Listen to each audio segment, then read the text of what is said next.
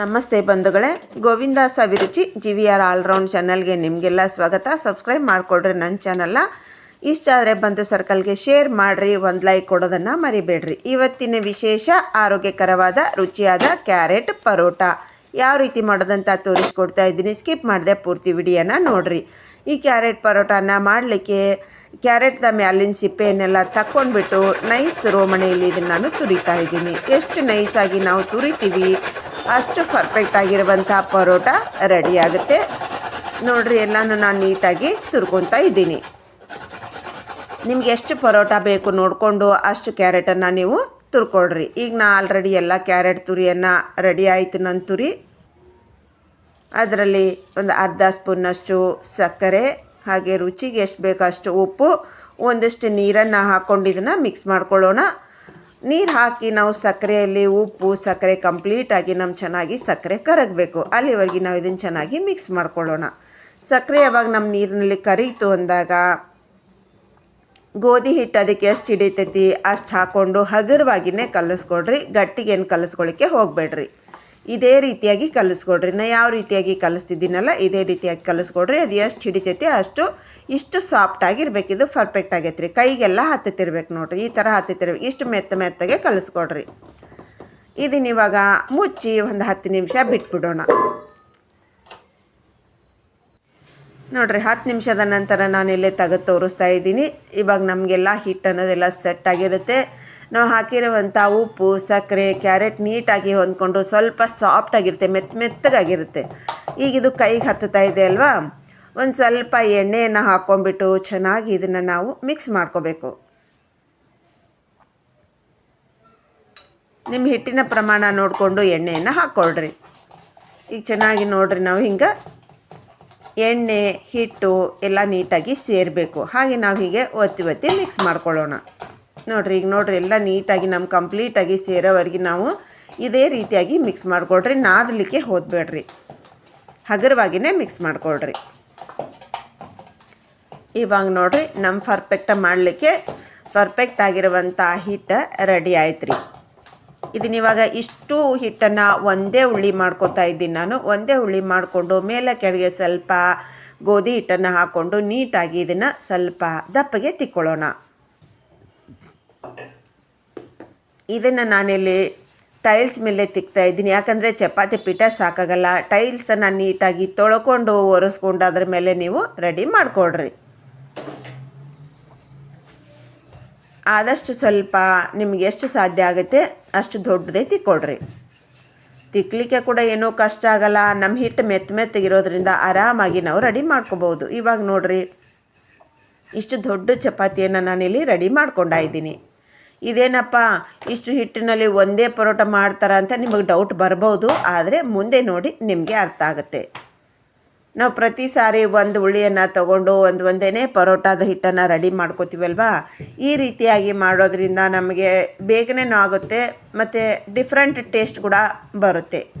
ಅದಕ್ಕೋಸ್ಕರ ಈ ರೀತಿಯಾಗಿ ನಾನಿಲ್ಲಿ ಮಾಡ್ತಾಯಿದ್ದೀನಿ. ಅದು ಫಾಸ್ಟ್ ವರ್ಕ್ ಆಗುತ್ತೆ. ಇದು ನಾವು ಒಂದೇ ಮಾಡೋದ್ರಲ್ಲಿ ಸರಿಸುಮಾರಾಗಿ ತುಂಬ ಅಂದರೆ ತುಂಬಾ ನಾವು ಈ ಪರೋಟ ಉಳ್ಳಿಯನ್ನು ಮಾಡ್ಕೋಬಹುದು. ಈಗ ಇದ್ರ ಮೇಲೆ ನೋಡ್ರಿ, ಎಣ್ಣೆಯನ್ನು ಹಾಕ್ಕೊಂಡು ನೀಟಾಗಿ ಎಲ್ಲ ಕಡೆಗೆ ಸವರ್ಬೇಕು. ನಾವು ಎಷ್ಟು ಜಾಗ ಬಿಡ್ದಂಗೆ ಕಂಪ್ಲೀಟಾಗಿ ನಮಗೆ ಇದು ಎಣ್ಣೆ ಅನ್ನೋದನ್ನು ಈ ರೀತಿಯಾಗಿ ಸ್ಪ್ರೆಡ್ ಮಾಡಿರಿ. ಕೈಯಿಂದ ನೀಟಾಗಿ ತಿಕ್ಕಿಬಿಡ್ರಿ. ಈಗೆಲ್ಲ ಕಡೆ ನಾವು ಎಣ್ಣೆಯನ್ನು ಹಚ್ಚಾಯಿತು. ಇದ್ರ ಮೇಲೆ ಸ್ವಲ್ಪ ಒಣ ಹಿಟ್ಟನ್ನು ಉದುರಿಸ್ಕೊಡ್ರಿ.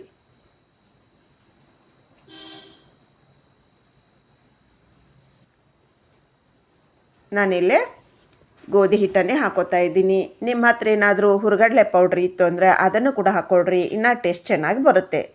ಹುರ್ಗಡ್ಲೆ ಪೌಡ್ರ್ ಎಲ್ಲರ ಮನೆಯಲ್ಲಿ ಇರಲ್ಲ, ಅದೇ ಗೋಧಿ ಹಿಟ್ಟಾದರೆ ಎಲ್ಲರ ಮನೆಯಲ್ಲಿ ಇರುತ್ತೆ ಅಂದ್ಕೊಂಡು ನಾನು ಗೋಧಿ ಹಿಟ್ಟನ್ನೇ ಹಾಕೋದನ್ನು ತೋರಿಸ್ತಾ ಇದ್ದೀನಿ. ಈಗ ನೋಡಿರಿ, ನಿಮ್ಮ ಪರೋಟ ಎಷ್ಟು ಗಾತ್ರ ಬೇಕು ಅಷ್ಟು ನೋಡಿಕೊಂಡು ನೀವು ಅಷ್ಟು ಅಗಲ ನೀವು ಇದನ್ನು ಕಟ್ ಮಾಡಿಕೊಡ್ರಿ. ನಾವು ಎಷ್ಟು ಅಗಲ ಕಟ್ ಮಾಡ್ಕೋತೀವಿ ಅಷ್ಟು ದೊಡ್ಡ ಪರೋಟ ನಮಗೆ ರೆಡಿ ಆಗುತ್ತೆ. ಈಗ ಇದನ್ನು ನೋಡಿರಿ, ಹಿಂಗೆ ಸುಳ್ಳಿ ಸುತ್ಕೊಂತ ಬರೋಣ. ಒಂದೇ ಪೀಸನ್ನು ತೊಗೊಂಡು ಈ ರೀತಿಯಾಗಿ ರೋಲ್ ಮಾಡಿರಿ.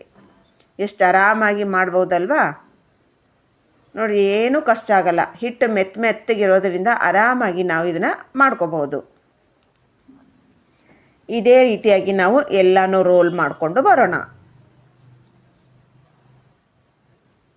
ಫಾಸ್ಟ್ ಆಗುತ್ತಲ್ವ ಇದು. ಹಾಗೆ ಲೇಯರ್ ಕೂಡ ತುಂಬಾ ಜಾಸ್ತಿ ಆಗುತ್ತೆ ಈ ರೀತಿಯಾಗಿ ಮಾಡೋದ್ರಿಂದ. ಟೇಸ್ಟ್ ಕೂಡ ತುಂಬಾ ಚೆನ್ನಾಗಿರುತ್ತೆ. ಹಾಗೆ ನಮ್ಮ ಒಳಗಿನ ಲೇಯರ್ ಕೂಡ ಚೆನ್ನಾಗಿ ಫ್ರೈ ಕೂಡ ಆಗುತ್ತೆ ಈ ರೀತಿಯಾಗಿ ಮಾಡಿಕೊಂಡ್ರೆ. ನೋಡಿರಿ, ಇವಾಗೆಲ್ಲ ನಾವು ರೆಡಿ ಮಾಡ್ಕೊಂಡಾಯಿತು. ಇವಾಗೆಲ್ಲನೂ ಒಂದು ಸೈಡಿಗೆ ಇಟ್ಕೊಂಡ್ಬಿಟ್ಟು ಒಂದು ಉಳ್ಳೆಯನ್ನು ತೊಗೊಂಡು ಮೇಲೆ ಕೆಳಗೆ ಸ್ವಲ್ಪ ಒಣ ಹಿಟ್ಟನ್ನು ಹಾಕ್ಕೊಂಡು ಸ್ವಲ್ಪ ದಪ್ಪಗೆ ತಿಕ್ಕೊಳ್ಳೋಣ. ಪರೋಟ ಅಂದರೆ ಸ್ವಲ್ಪ ದಪ್ಪಗೆ ಇರಬೇಕು. ಅದಕ್ಕೋಸ್ಕರ ಭಾಳ ತೆಳ್ಳಗೆ ತಿಕ್ಕೊಳ್ಳೋಕೆ ಹೋಗಬೇಡ್ರಿ, ಸ್ವಲ್ಪ ದಪ್ಪಗಿರಲಿ. ನಿಮಗೇನಾದರೂ ಲಟ್ಟುಣಿಗೆ ಹತ್ತೈತಿ ಅಂದಾಗ ಸ್ವಲ್ಪ ಒಣ ಹಿಟ್ಟು ಹಾಕ್ಕೊಂಡು ತಿಕ್ಕೊಡ್ರಿ. ಯಾಕಂದರೆ ಇದು ಹಿಟ್ಟು ಮೆತ್ತಗಿರುತ್ತಲ್ರಿ, ಅದಕ್ಕೋಸ್ಕರ ಲಟ್ಟುಣಿಗೆ ಹತ್ತಿರ್ತೈತೆ ರೀ. ಇದು ಆರಾಮಾಗಿ ನಾವು ಯಾವ ರೀತಿಯಾಗಿ ಚಪಾತಿಯನ್ನು ಒಳ್ಳಿಸ್ಕೊತಾನೆ ತಿಕ್ತೀವಿ, ಹಾಗೆ ಅದೇ ರೀತಿಯಾಗಿ ನಾವು ಒಳ್ಳಿಸ್ಕೊತಾನೆ ತಿಕ್ಬೋದು. ಇಲ್ಲ ನಿಮಗೆ ಬಂದಿಲ್ಲ ಅಂದರೆ ಈ ಥರ ನಾನು ಸರಿಸ್ಕೊತಾ ಇದ್ದೀನಿ ನೋಡಿರಿ, ಈ ಥರ ಸರಿಸ್ಕೊಂಡು ತಿಕ್ಕೊಡ್ರಿ. ಭಾಳ ಮೆತ್ತಗಿರುತ್ತಲ್ರಿ, ಅದಕ್ಕೋಸ್ಕರನೇ ಈಸಿಯಾಗಿ ನಾವು ಮಾಡ್ಕೋಬೋದು. ನೋಡಿರಿ, ಇಷ್ಟು ದೊಡ್ಡದು ನಾನು ಮಾಡಿಕೊಂಡೆ. ಇಷ್ಟಾದರೆ ಸಾಕು ನಮ್ಗೆ. ಈಗ ಆಲ್ರೆಡಿ ನಾ ಹಂಚನ್ನು ಬಿಸಿ ಮಾಡಲಿಕ್ಕೆ ಇಟ್ಟಿದ್ದೆ. ಅದರಲ್ಲಿ ಇದನ್ನು ಹಾಕಿ ಫ್ಲೇಮನ್ನು ಲೋನಲ್ಲಿ ಇಟ್ಕೊಂಡಿದ್ದೀನಿ. ಇವಾಗ ನೋಡಿರಿ, ಸ್ವಲ್ಪ ಕಲರ್ ಚೇಂಜ್ ಆಯಿತು ಅಂದಾಗ ಇದನ್ನು ಹೊಳ್ಳಿಸಿ ಹಾಕ್ಕೊಂಡು ಎರಡೂ ಕಡೆಗೆ ನಾವು ಹೈ ಫ್ಲೇಮ್ನಲ್ಲೇ ಚೆನ್ನಾಗಿ ಸಲಾಕೆಯಿಂದ ಒತ್ತಿ ಇದನ್ನು ಹೀಗೆ ಸುಡಬೇಕ್ರಿ. ಫ್ಲೇಮನ್ನು ಹೈ ಲೋ ಮಾಡ್ಕೊತಾನೆ ಸುಡ್ರಿ. ಹಂಚು ಜಾಸ್ತಿ ಬಿಸಿ ಆಯಿತು ಅಂದಾಗ ಫ್ಲೇಮ್ ಲೋ ಮಾಡಿಕೊಡ್ರಿ, ಬಿಸಿ ಕಮ್ಮಿ ಆಯಿತು ಅಂದಾಗ ಫ್ಲೇಮನ್ನು ಹೈ ಮಾಡಿಕೊಡ್ರಿ.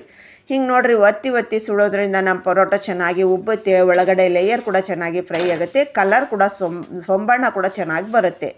ನಿಮಗೆ ಎಣ್ಣೆ ತುಪ್ಪ ಇಷ್ಟ ಇಲ್ಲ ಅಂದವರು ಇದೇ ರೀತಿಯಾಗಿ ಫ್ರೈ ಮಾಡಿಕೊಂಡು ನೀವು ತಿನ್ಬೋದು. ಈ ಪರೋಟ ಅಂದರೆ ಸ್ವಲ್ಪ ಎಣ್ಣೆ ತುಪ್ಪ ಹಾಕಿದ್ರೇ ಟೇಸ್ಟ್ ಚೆನ್ನಾಗಿರುತ್ತೆ. ಕೆಲವರು ಎಣ್ಣೆ ತುಪ್ಪ ಜಾಸ್ತಿ ಇಷ್ಟಪಡಲ್ಲ, ಅಂಥವ್ರು ಕೂಡ ಹಾಗೆ ನೀವು ಹೀಗೆ ತಿಂದರೂ ಕೂಡ ತುಂಬಾ ಚೆನ್ನಾಗಿರುತ್ತೆ.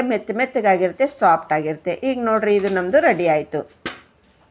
ನಾವು ಒಂದೇ ಸಲ 4-5 ಚಪಾತಿಯನ್ನು ರೆಡಿ ಮಾಡಿಕೊಂಡು ಅದರ ಮೇಲೆ ನಾವು ತುಪ್ಪವನ್ನು ಹಾಕ್ಕೊಂಡು ಫ್ರೈ ಮಾಡಿ ತಿನ್ನೋದ್ರಿಂದ ಟೇಸ್ಟ್ ಕೂಡ ತುಂಬಾ ಚೆನ್ನಾಗಿರುತ್ತೆ, ಮೆತ್ತಗಾಗುತ್ತೆ. ನೋಡಿರಿ, ಇದ್ರ ಮೇಲೆ ನಾನು ತುಪ್ಪನ ಹಾಕ್ತಾಯಿದ್ದೀನಿ. ಎರಡೂ ಕಡೆಗೆ ನಾವು ತುಪ್ಪನ ಅಪ್ಲೈ ಮಾಡಿ ಈಗ ನಾವು ಮಾಡೋದ್ರಿಂದ ಪರೋಟ ಭಾಳ ಮೆತ್ತಗಿರ್ತೈತೆ ರೀ. ಈಗ ಒಂದೇ ಸಲ ನಾವು 4-5 ಮಾಡ್ಕೋಬೇಕ್ರೆ, ಮಾಡಿಕೊಂಡು ಈ ರೀತಿಯಾಗಿ ನಾವು ಫ್ರೈ ಮಾಡ್ಕೋಬೇಕು. ಎಲ್ಲನೂ ನಾನು ಹೀಗೆ ತುಪ್ಪವನ್ನು ಎರಡೂ ಕಡೆ ಸವರಿ ಇದೇ ರೀತಿಯಾಗಿ ಹೊಂಬಣ್ಣ ಬರುವಾಗೆ ಚೆನ್ನಾಗಿ ಫ್ರೈ ಮಾಡಿಕೊಂಡು ಬರ್ತೀನಿ ಬಂಧುಗಳೇ.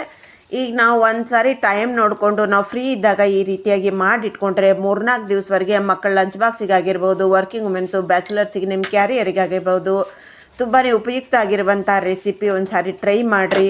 ಇಷ್ಟ ಆದರೆ ಬಂದು ಸರ್ಕಲ್ಗೆ ಶೇರ್ ಮಾಡೋದನ್ನು ಮರಿಬೇಡ್ರಿ. ಏನಾದರೂ ಡೌಟ್ ಇತ್ತು ಅಂದರೆ ಕಮೆಂಟ್ ಸೆಕ್ಷನ್ನಲ್ಲಿ ಕಮೆಂಟ್ ಮಾಡಿರಿ. ಭಾಳ ಆರೋಗ್ಯಕರವಾಗಿರುವಂಥ ರೆಸಿಪಿ ಒಂದೇ ಒಂದು ಸಾರಿ ಟ್ರೈ ಮಾಡಿ ಅಂತ ಹೇಳ್ತಾ ಇವತ್ತಿನ ರೆಸಿಪಿಯನ್ನು ಮುಗಿಸ್ತಾ ಇದ್ದೀನಿ. Thanks for watching. ಬಾಯ್.